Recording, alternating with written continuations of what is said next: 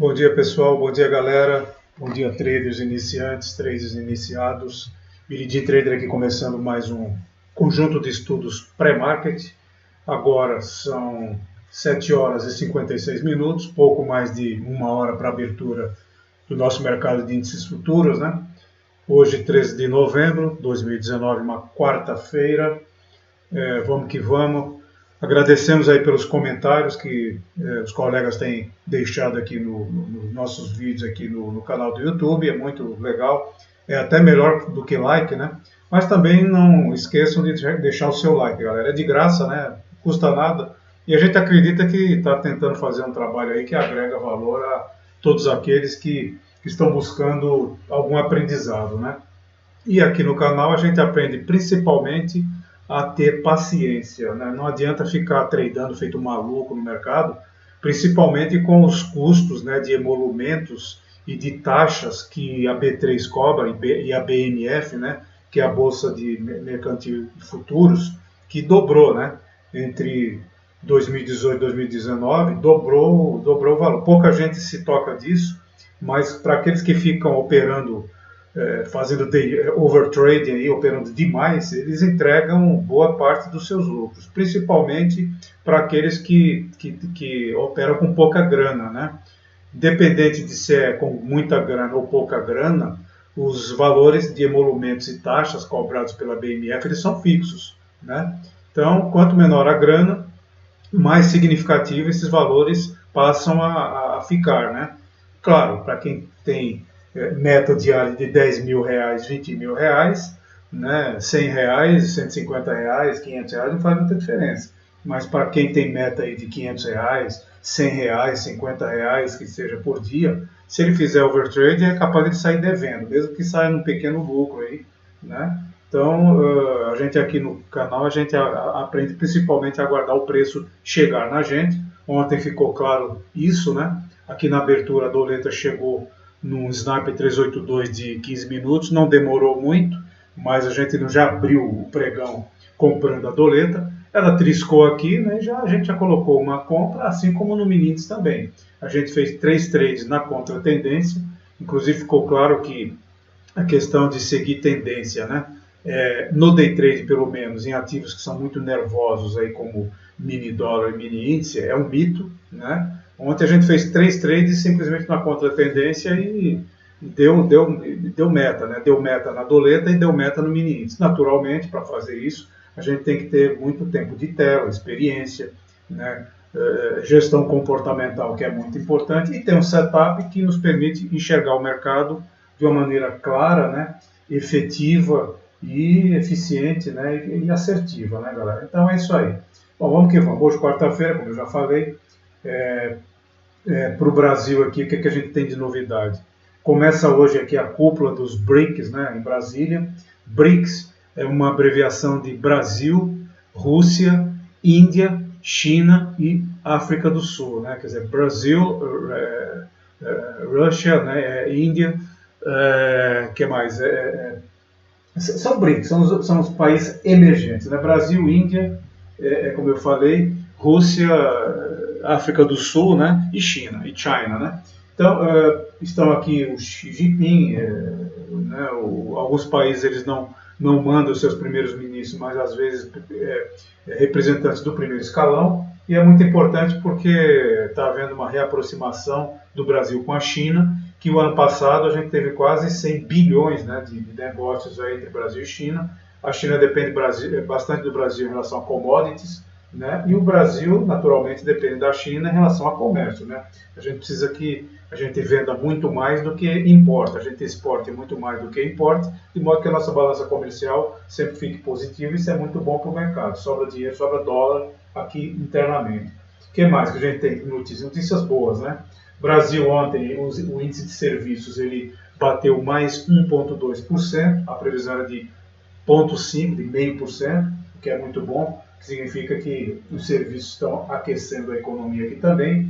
Outra notícia interessante é que o presidente do Itaú BBA, que é um grande banco aí de investimento, tem o Itaú do varejo, né, o Itaú BBA. É banco de investimento e faz estudos aí de projeções de investimentos no país, né? Ele está vendo claramente que o pedido de crédito de grandes empreendimentos, né, como petróleo, como infraestrutura de transporte, estradas, metrô e o mercado imobiliário também, esse pedido de financiamentos tem aumentado, consultas e financiamento, o que é muito bom, significa que esses setores aí, indústria um pouco também, eles estão revendo, desengavetando alguns projetos para o ano que vem, o que pode aquecer a economia e trazer crescimento para a gente. Outra notícia interessante, né, é que o Tesouro está descontingenciando 14 bilhões de reais, né? O dinheiro estava preso e que em função do resultado aí desse mega leilão do pré-sal, né, sobrou uma grana para o Tesouro e esses 14 bilhões estão sendo descontingenciados, ou seja, estão liberados para projetos aí de parlamentares, etc, etc. E o governo, apesar do déficit, né, aprovado para esse ano aqui ser de 139 bilhões de reais, o governo diz que deve ficar preso aí e gastar no máximo 80 bi, o que é muito bom, ou seja, redução de gastos do governo, né? E para o ano que vem pretende também manter esses 80 bi, muito embora 124 bi já estejam aprovados como déficit para o ano que vem. Estou falando de déficit, né? Então, redução de déficit, isso é muito interessante. E o mercado de ações, a Bolsa, enxerga isso, galera. Por isso que a gente continua aí resistindo acima de 105 mil pontos, 106 mil pontos, né? Ontem deu uma corrigida aqui, em função dos mercados internacionais, da fala do Trump também, existia uma expectativa que não aconteceu, né? Então, são as notícias boas para o Brasil aqui, espero que realmente elas aconteçam, né? Os mercados lá fora estão para baixo, apesar do Brasil aqui ter essas notícias boas, né? Em função dessa insegurança, incerteza, falas contraditórias aí do primeiro e segundo escalões aí, chineses e americanos em relação a essa guerra tarifária, né? Então, a coisa está meio indefinida lá fora em relação a essa guerra tarifária, que na minha opinião só tem perdedores, né? E o Trump ontem, né, continua metendo pau aí no Federal Reserve, no Jerome Powell, que inclusive vai falar hoje às 13 horas, é muito importante, a gente tem aqui na agenda 3 tourinhos, né? Ele ameaçou, apesar de estar conversando com a China, o Trump ameaçou continuar aumentando as taxas sobre produtos importados chineses. Quer dizer, o cara realmente tem uma sutileza de bigorna, né, como fala, impressionante. O potencial de falar besteira desse povo aí, aliás, o Bolsonaro e família e seus filhos, idem, né? Então, é confusão o tempo todo, né? De qualquer maneira, os mercados lá fora estão para baixo, o mercado sobe e desce, e volatilidade, para quem é day trader, é o que interessa. Pernada para baixo e para cima é o que todo day trader profissional, pelo menos, aqueles com mais experiência, querem, né? Para navegar, seja na venda ou na compra, galera. Vamos dar uma olhada aqui na nossa agenda internacional? O Trump realmente não alivia nem um pouco as tensões internacionais aí, mas vamos que vamos. Bom, nossos mercados começam às 9 horas, de futuros, né? A gente tem aqui nessa agenda do site investing.com, eu recomendo, é um dos sites mais completos, ele roda 24 horas, então você tem notícias do mundo inteiro, 24 horas. Tudo que você pode imaginar de índices, de ETF, que são Exchange Traded Funds, né, que são fundos que são meio avatares aí de algumas economias e alguns índices, né? Então eu recomendo bastante e a gente tem essa agenda aqui, todo trader profissional olha essa agenda diariamente. Bom, vamos lá. O que é que a gente tem aqui? Temos 2 tourinhos aqui de publicação de vendas do varejo brasileiro aqui, bem na abertura, às 9 horas de setembro, né, relativo a setembro ainda, né? Anual e mensal, esse OY é o anual, né? Year of Year e Month of Month, aqui mês a mês, do mês de setembro e dos últimos 12 meses até setembro, 2 tourinhos às 9 horas, bem na abertura. A gente acredita que em função de um arremedo de crescimento da economia deva vir coisa boa aí. Às 10h30, sim, a gente tem 3 tourinhos americanos aqui, que é o Core CPI. O CPI é Consumer Price Index, índice de preço ao consumidor americano, que reflete inflação, né? Inflação alta significa que os juros não deverão cair, né? Inflação mais baixa significa que a economia está desaquecida, então os juros têm grande possibilidade, tem um viés de queda, juros americanos. Então, às 10h30, 3 tourinhos, 2 tourinhos aqui, 10h30, 10h30, 10h30. Aí, às 13 horas, a gente tem aqui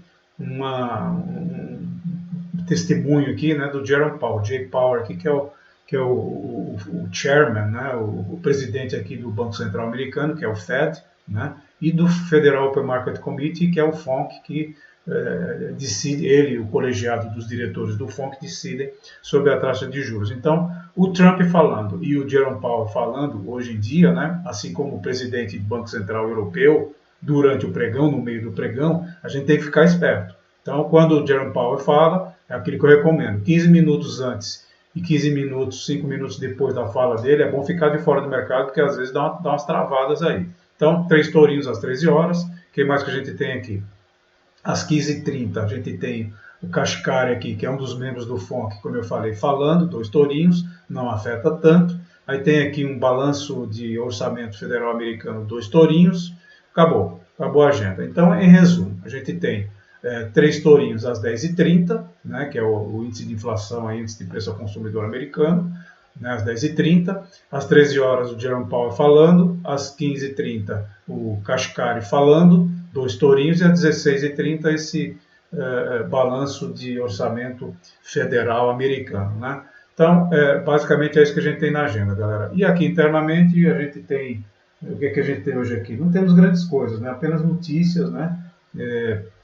De o Bolsonaro abrindo um outro partido, o Alcolumbre querendo uma constituinte, essa discussão da prisão em segunda instância no Congresso, na CCJ, né? Que é a Câmara de Constituição e Justiça. Então é um assunto que vai dar muito pano para manga e vai em frente, e você vê que a imprensa deu uma calada aí na questão do Lula, né? Do Lula livre, né? O que eu falei ontem? Talvez seja mais do mesmo. Vamos dar uma olhada nos mercados internacionais, galera, que estão meio nervosos em função desse não alívio do Trump em relação a essa guerra tarifária. Vamos dar uma olhada. Esses dados aqui são dados das 8h09, nós estamos aqui às 8h10 agora, olhando o reloginho aqui no canto inferior direito em azul, né? Hoje, repito, quarta-feira, 13 de novembro de 2019, 8h10 agora. Futuros americanos aqui, primeira linha aqui, SP 500 futuros, Dow 30 e Nasdaq futuros aqui. Os 3 para baixo aqui, ó, menos 0,39, menos 0,39 e menos 0,51. Na Europa, também mal-humorada, DAX, Frankfurt, Alemanha, que junto com Londres aqui, o FTSE 100 são as bolsas mais importantes da Europa, puxando para baixo. Paris, que é o CAC, para baixo também. E na Espanha, tá bem nervosa na Espanha, menos 1,5%. Na Ásia, Xangai fechou negativo, menos 0,33%. Japão, Nikkei, índice Nikkei, menos 0,85%. Coreia, menos 0,86%, o KOSPI.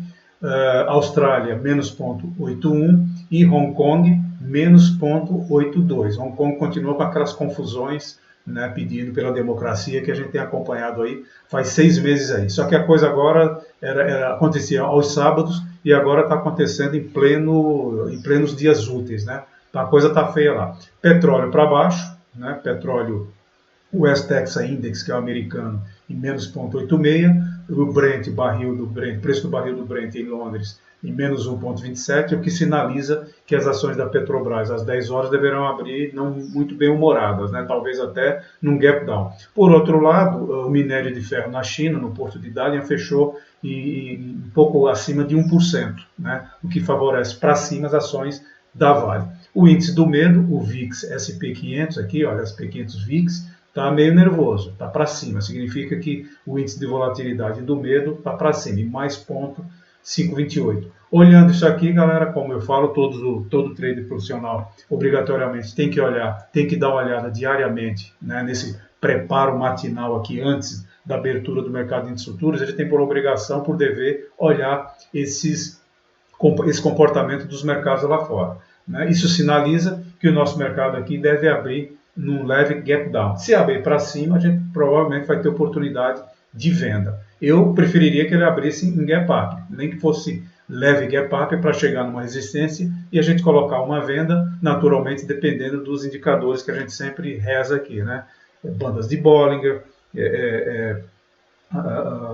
conformação de velas de 5, de 15, que são aqueles padrões clássicos, né? Como estrela cadente, ou enforcado, arame de topo, né? Compra no caso de arame de fundo. engolfo de baixa no topo, e tem vários outros padrões aí que a gente utiliza, né? Inclusive quem quiser ver, além de ter isso fartamente divulgado aí no YouTube, no Google, no nosso Instagram a gente deixou 3 tabelinhas lá que são padrões altistas, baixistas e de continuidade. Tem umas tabelinhas lá que a gente batendo o olho na conformação de velas, a gente de candlesticks, né? A gente já detecta se é alta ou baixa, galera. Vamos dar uma olhada aqui nos nossos pontos de suporte e resistência, né? Para a gente fechar aqui esses estudos pré do mini índice à direita e do mini dólar. Vamos que vamos.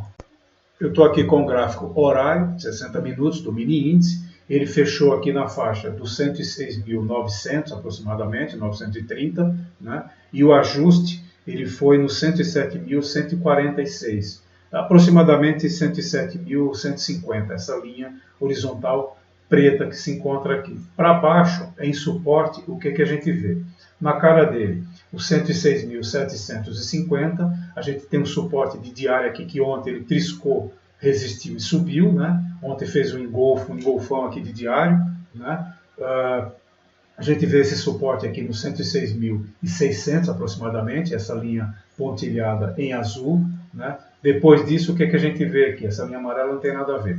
A gente vê um outro suporte no 106.360, suporte comum, um outro suporte de diário no 106.130, naturalmente no 106.000 bola a gente tem um outro suporte, depois no 105.760, 105.100, 105.000 bola, 104.830, outro suporte de diário no 104.300 aproximadamente, essa linha pontilhada em azul. Depois disso, a gente vê naturalmente o 104.000 bola, né? Abaixo dela o 103.580. O que mais que a gente vê, galera? O que a gente vê de curto prazo, de curtíssimo prazo, é basicamente isso. A gente não acredita que caia, a gente não acredita uma coisa, acontecer é outra, né? A gente não acredita que caia 3.000 pontos hoje, né? Até 2.000 pontos é uma coisa que é relativamente razoável, né? Apesar de que regra é ficar em torno de 1.000, 1.500 pontos longe do ajuste, ok? Normalmente isso aí significa elástico esticado, e elástico esticado ele tende a corrigir um pouco. Bom, então isso em suporte, onde se pode colocar compra, eventualmente dependendo dos indicadores que eu já falei, né? Ou alvo de quem está vendido, ou RP de quem está vendido. Para cima, o que a gente vê de resistência? O ajuste na cara aqui dele, uma vez que ele fechou, repito, no 106.930, né? A gente vê na cara dele aqui de resistência o 107.000 bola, né? O 107.167, essa linha amarela não tem nada a ver, o 107.500, 107.800 aproximadamente, depois o 108.000 bola, 108.080, 108.220, 108.390, 108.400 aproximadamente. Depois disso a gente vê resistências de diário no 108.920, né? no 109.000 bola, depois no 109.100. 109.500 a gente acha meio longe, mas pode chegar lá. Depois dos 109.680. Galera, para o mini índice é isso. Vamos dar uma olhada no mini dólar. O mini dólar aqui, olhando pelos 15, uma vez que estão muito juntos aqui, o suporte e resistência, fechou na faixa aqui do 41,74, ok? E o ajuste ficou no 41,6881, 41,69, 41,70, essa linha horizontal preta que se encontra aqui. O que a gente vê de suporte no mini dólar, né? Repito, ele fechou no 4174 aproximadamente. A gente vê suporte no 417271, o próprio ajuste em 4169 aqui, 4170. Depois no 4165, 4160, 4157, 4150. Tem um suporte de diário aqui que ele até antes de ontem, né? Na segunda-feira ele respeitou. Aqui no 4144, né? Abaixo do 4151,50 que eu acabei de falar. Então 4144, essa linha pontilhada em azul clarinho é um suporte de diário. Depois a gente vê, essa linha amarela não tem nada a ver, a gente vê o 4150, 4138, abaixo disso a gente vê 4114, 4110. Atenção a essas linhas branca, que é MME, média móvel exponencial de 200 períodos, e a azulzinha, a MMA de 200 períodos de 15, que elas são fortes. Na faixa aqui do 4126, 4115, ok? Isso em suporte na doleta. Para cima, o que é que a gente vê de resistência, né?